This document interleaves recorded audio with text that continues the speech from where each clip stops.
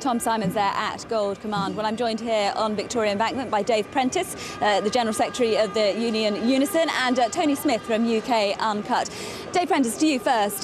This has been called the March for the Alternative, but isn't that just the problem? There really isn't one. There is an alternative. This is a march to show the people's anger at care homes closing, seeing our children's centres close, our libraries close, our school crossing patrols close, buses stop, merely because of the failure of the banks. And the banks have got to play their part in dealing with the crisis. They created it, it's their mess, they should be cleaning it up. And even a fairer taxation system, transaction tax on banks, would deal with half of the deficit. If we stop spending big amounts of money on war, on Trident, that would help deal with the deficit. It is wrong that hard-working people like these should be paying the price. They've done nothing wrong apart from look after our communities. They're showing their anger, but realistically, they can't do any more than that at this stage, can they? They can do a lot more than that. Today is a big march, but tomorrow we'll be marching again. We've got the local elections coming up, elections in Scotland, Wales, Northern Ireland. We're going to kick this coalition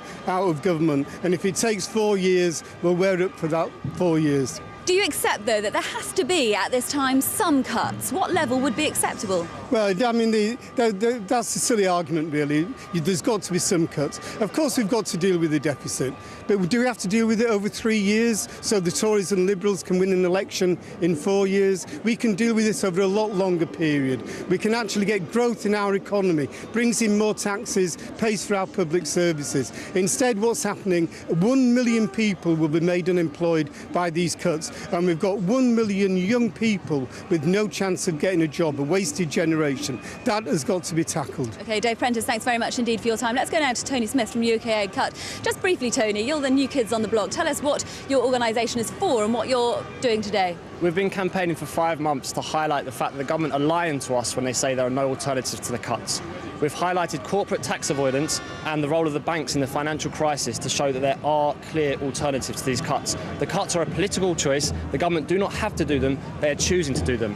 And to highlight these issues, we've used organised civil disobedience. So it's basically ordinary people going into shops, going into banks, shutting them down and transforming them into the kind of public, into public spaces, creative spaces, highlighting the public services that we're due to lose because of these vicious cuts. And some kind of secret event that you're staging this afternoon at 3:30. What can you tell me about that? Well, first we're going to join the march, first of all. It's really important to have lots of people on this march. At 2 o'clock, we're going to be shutting down stores the length of Oxford Street, tax dodging stores. At 3:30, we're all going to gather together in Oxford Circus to then swoop on a secret target, which is yet to be announced. It's going to be an iconic tax dodging store, and we're going to occupy it for as long as possible, get as many people there as possible, to show to the British public that the government are lying, and to show to the government that we're not going to take this lying down. Okay.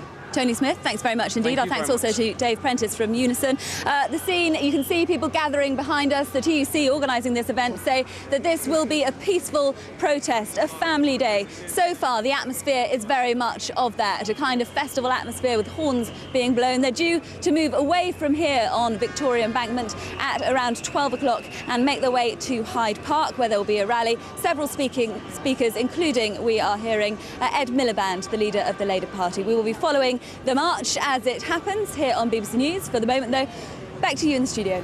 Sophie, thank you.